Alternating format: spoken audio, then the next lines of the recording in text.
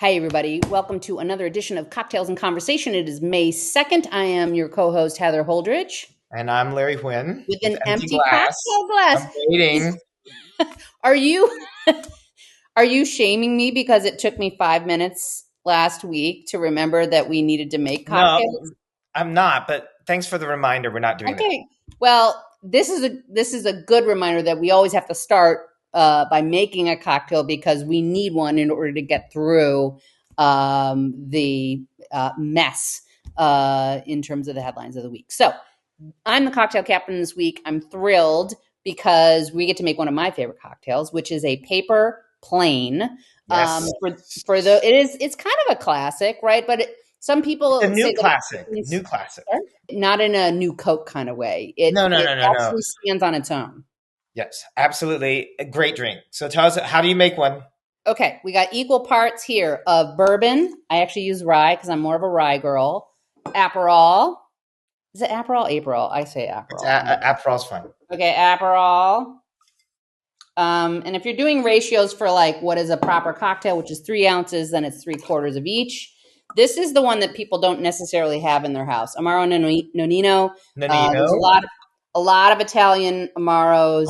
If you do not have this around, some people can sub out Montenegro or Averna. I find those both to be almost a little too cola-y. No, Nonino is the right way to go. And don't judge me, because this is what I have from the plane. So you need to hit the liquor store, my friend. I do, but I just like pick up liquor as I go along in life. So sometimes it's useful. And so the last ingredient here is lemon juice. So this is your citrus. And the beauty of that is anytime you have a drink, a cocktail that is not 100% alcohol, but has some non-alcoholic element to it, like a citrus or, egg or cream or anything, then you get to shake it. So get some aggression out. Make yourself feel better. Yeah. Exactly. It's a great drink named after the song Paper Plane by MIA, which is a great song. And, MIA would also be better if she just kept her, stop talking. But let's go right into it. What's going on this week, Heather? Well, I think you all know, everyone knows that we passed that sort of crucial 100-day mark for this new administration, 100-year mark. Yeah, same thing. Same thing. We all experience time differently. But with that, of course, it's a time to take stock and take a look at how this administration has performed and how the American people are feeling about how this administration has performed.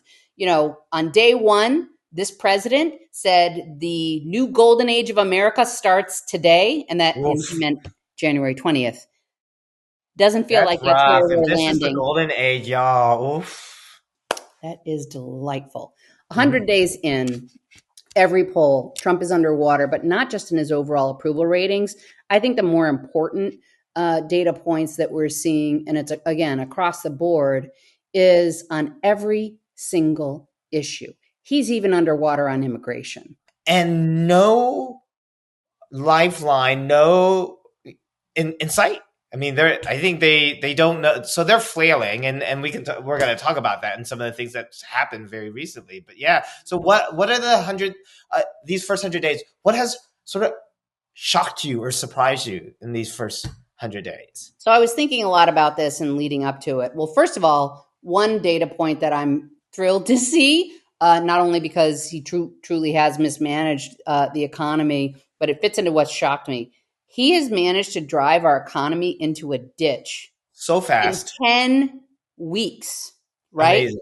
Now, people will tell you he won the election on 2 things, right? He won it on immigration and particularly the southern border issues and feeling like that was out of control. But the other thing he won on was the economy. Prices were too high. People were not feeling like they could get by, that they could make the ends meet and maybe a little bit more. And we weren't supposed to see inflation under Donald Trump. That was what we were promised. Correct. We were promised that. That's not what we're seeing. In fact, his approval rating on the economy in one poll, Navigator poll, had him +1 on January 20th, and now he has dropped down negative 16.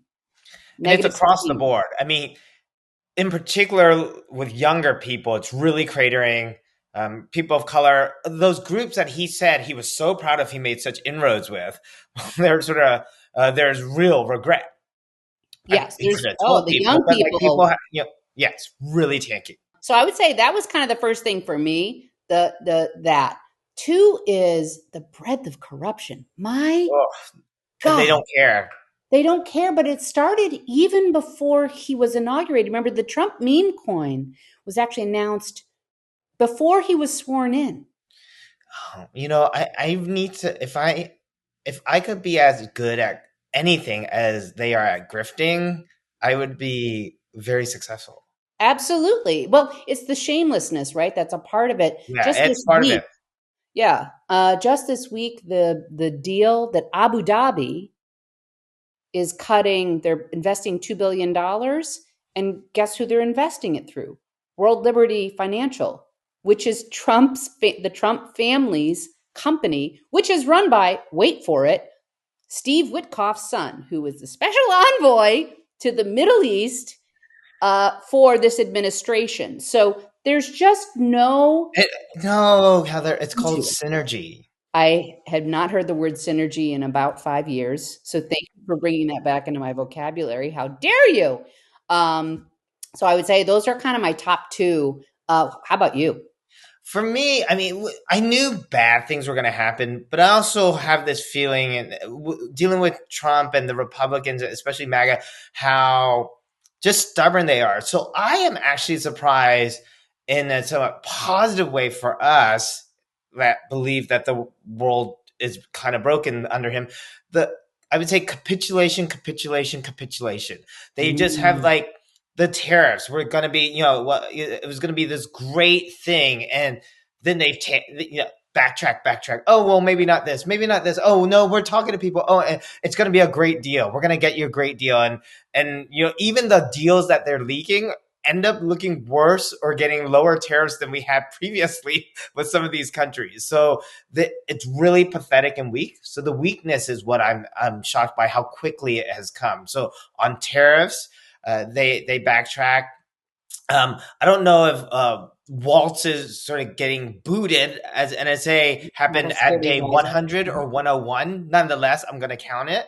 I mean, getting rid of someone that quickly, though, then nominating him for a position that is subject to Senate confirmation is an interesting choice, given the mistakes of it all.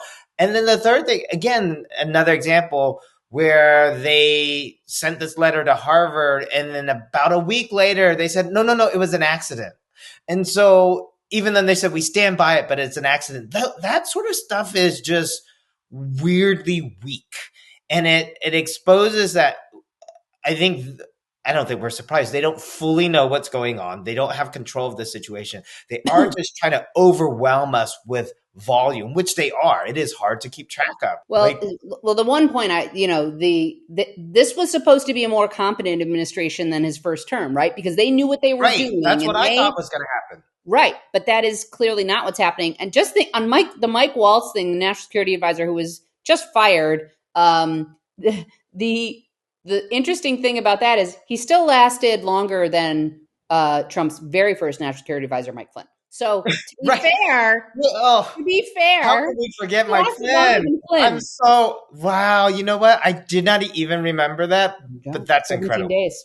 17 days, which was still like 1.5 Scaramucci's. 1.5 Scaramucci's. That's a whole nother thing. But like, what were the things I had totally forgotten about that we really shouldn't, because they really matter in the long term. And I have to say, you still kind of see pieces of it popping up, but the way that Elon Musk, who is on his way out, right, because he's become a drag, but the way he and his Doge boys, they have taken all of our data. And the data is not in going their back hands. in the bottle, right? And so we have to be very vigilant in looking at the ways in which that data is now going to be exploited by private companies, whether it be Musk himself, whether it be, people who have access to the NLRB, the National Labor Relations Board data that have individual Social security workers. information. I mean, Correct. Our tax information through the oh yeah, IRS IRS. across the board, right? And so we don't even know how grave the damage is because it actually hasn't yet been done.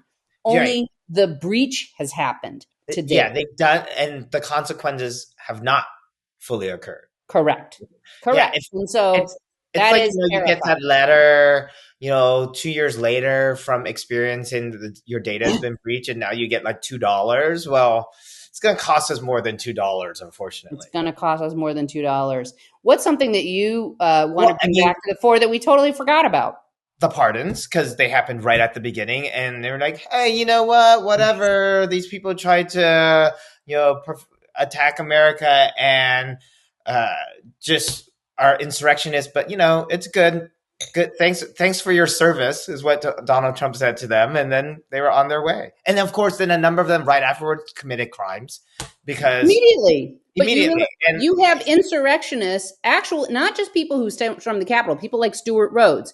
they did exactly what they're accusing Democrats of doing, and in fact, not nearly happening in the way. I mean, if you look at the percentages of the people who got released and committed crimes, it's at an actual higher rate than what they accuse other groups of happening. Kara Swisher says this all the time on the Pivot podcast when she's sort of referring to it, which is every accusation is a confession, and that is certainly true. Absolutely, so good. Right? So exactly right. The other piece that really struck me in thinking about these first 100 days and trying to remind myself of what has happened is, and Trump said this, I think, within his first month, where he posted this on Truth Social, and then as if to make clear, it's like, no, I want you to pay attention to this. He who saves his country does not violate any law, which is attributed to Napoleon. Okay, like it's so crazy, who literally crowned himself emperor. Right? It's all a little too on the nose, but it's a reminder of how Trump sees himself in this moment. And that's one of the other things that happened this week, taking it back to the present, which was the interview with Atlantic Magazine, right? And what he was telling the writers at the time was, well, in my first term, I was running the country, and then I was, fighting off all the people who were attacking me. It's really hard. This time, I'm running the country and the world, right? And so when you hear that, it kind of all just clicks into place as to why we're in these disastrous tariff policies that they just expected everyone to come begging, like, oh, Mr. President, please give us relief. We'll do anything you say. None of that has happened. No, I mean, this isn't. This isn't one of those things where in Hollywood you have the white savior, right? This is not.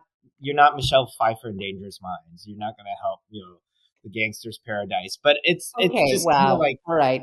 Can we just pause on that? Wow. This is what happens when someone does so much crazy shit, and you let them back into your house, and they're like, "Well, I can do whatever I want." Right.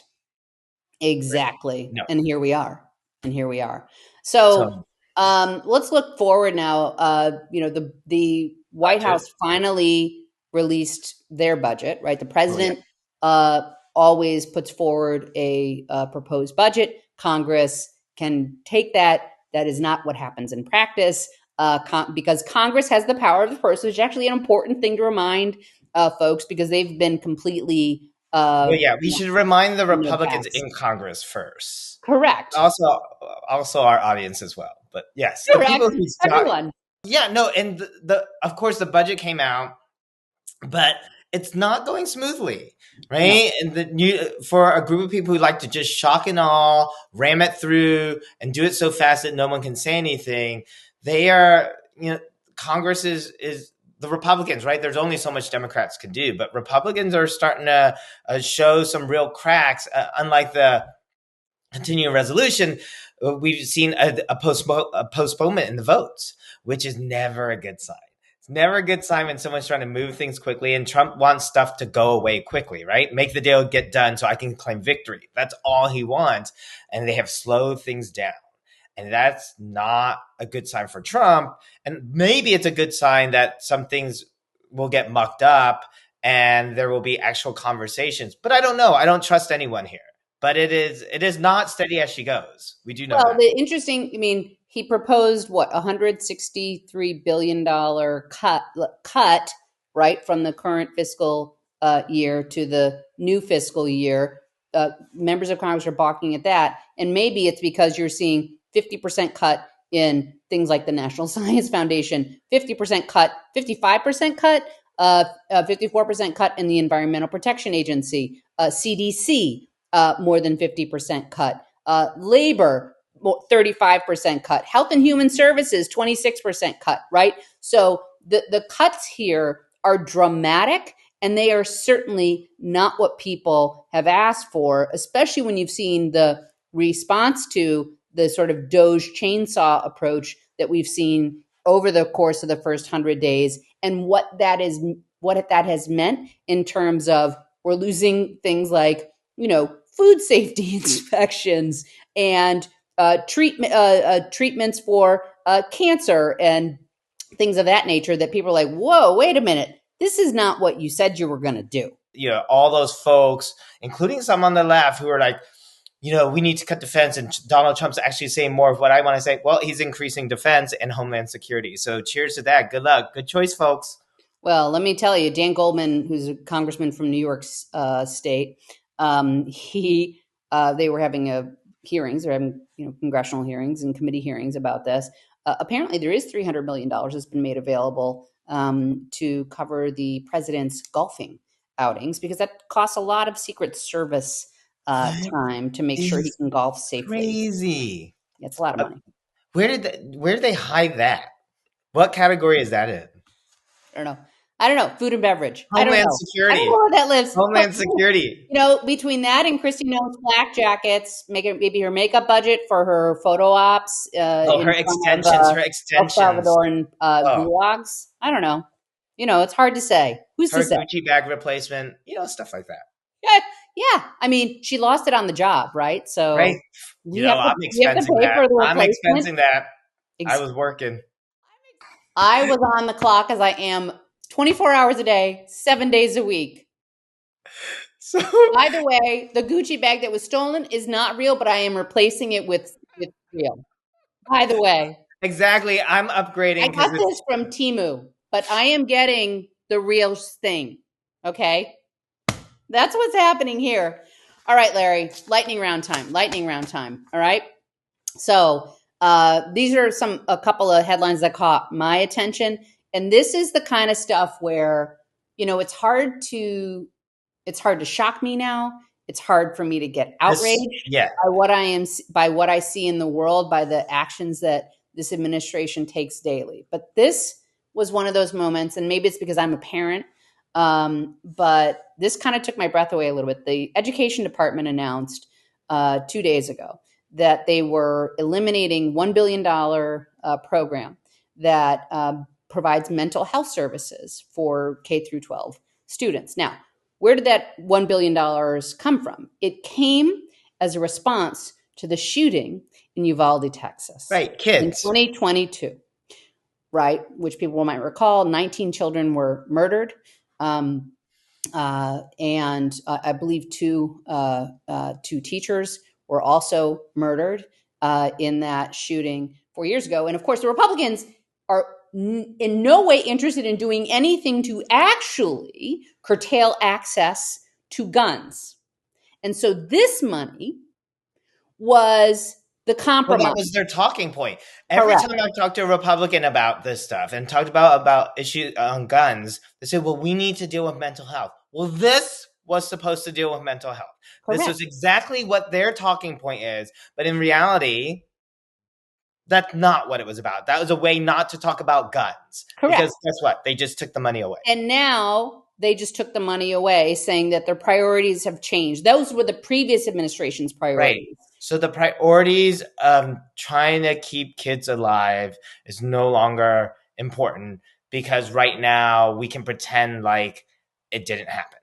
Well, the other piece to this is Where is that $1 billion in savings going to go now? I It's thought going to golf go to the outing. tax cuts Oh, wait. for the billionaires. Where do you wait? What were you going to say? I thought they were going for his golf outings, just for his. Oh, well, that's yeah. Well, then he could like triple his golf outing. Yeah, he can go to 3 times. That's probably exciting for him. There's not enough time though. Time is a finite resource, Larry. Whatever. So, Anyway, so that was the first thing that caught my eye.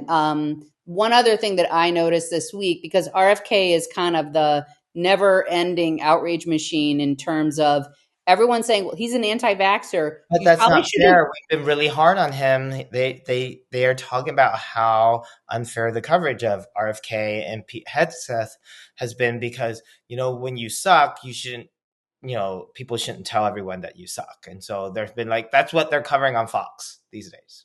Oh, you can just do some more push-ups and work it off through So, endorphins. sorry, NSI, go. One-handed push-ups. It's What not impressive. awful thing did he do this week?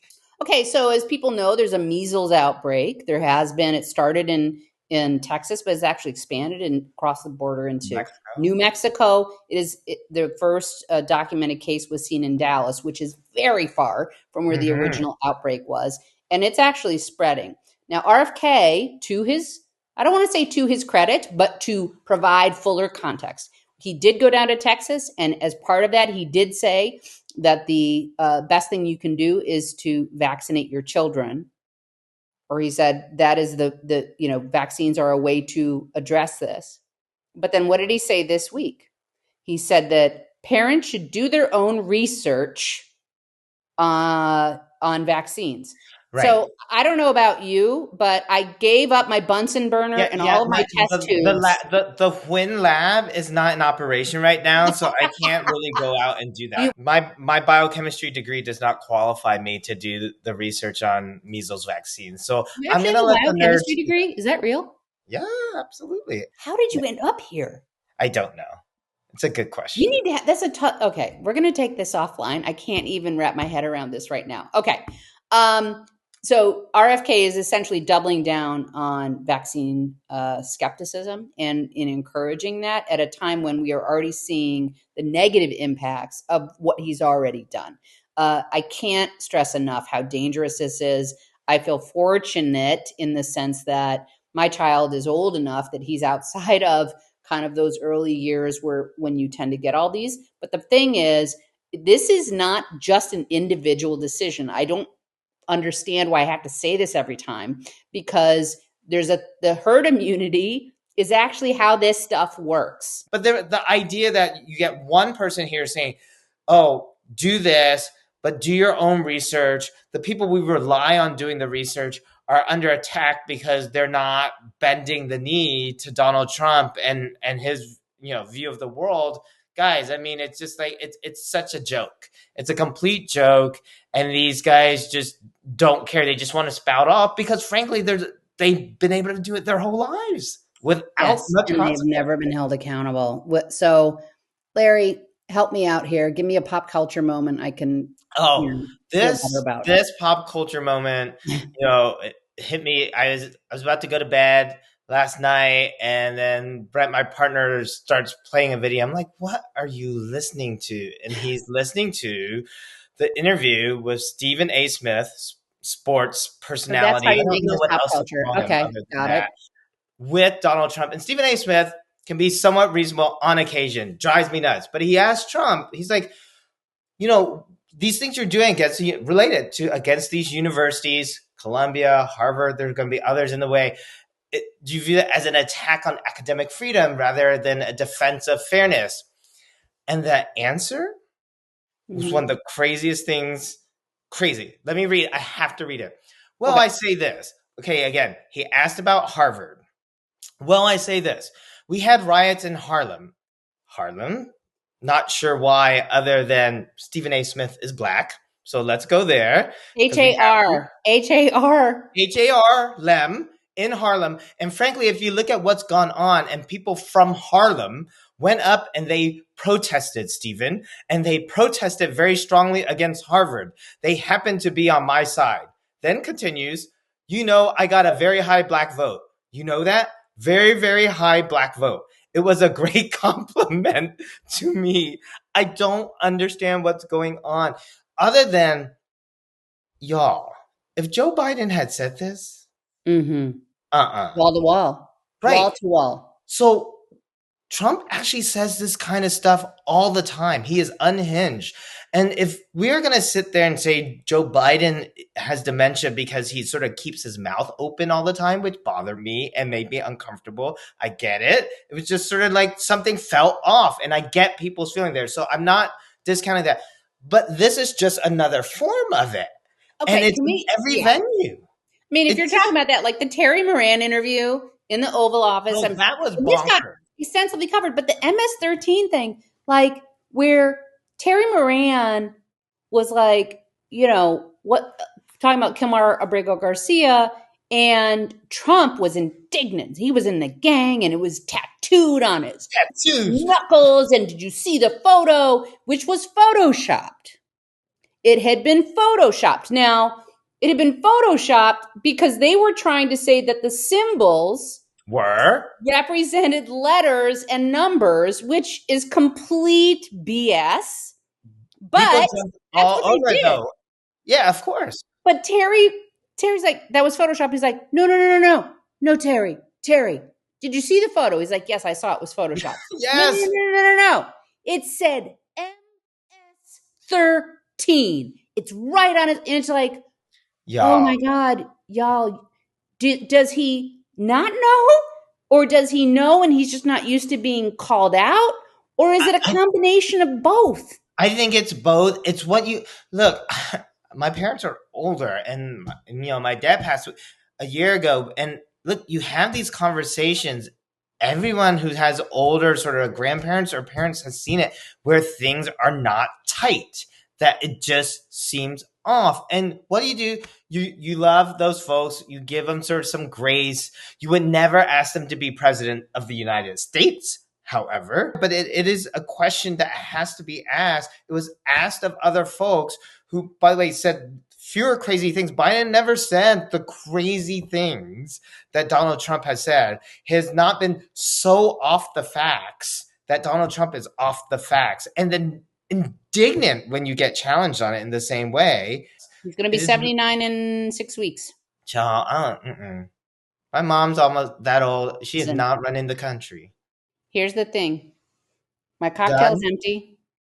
Yeah, I'm a faster drinker. I mean, I don't know if that's good or bad, but it's nevertheless. It's a little later where you are. I'm just starting. Larry, thanks for the conversation. Have a great weekend. Have a good one, y'all. We'll see you. Bye.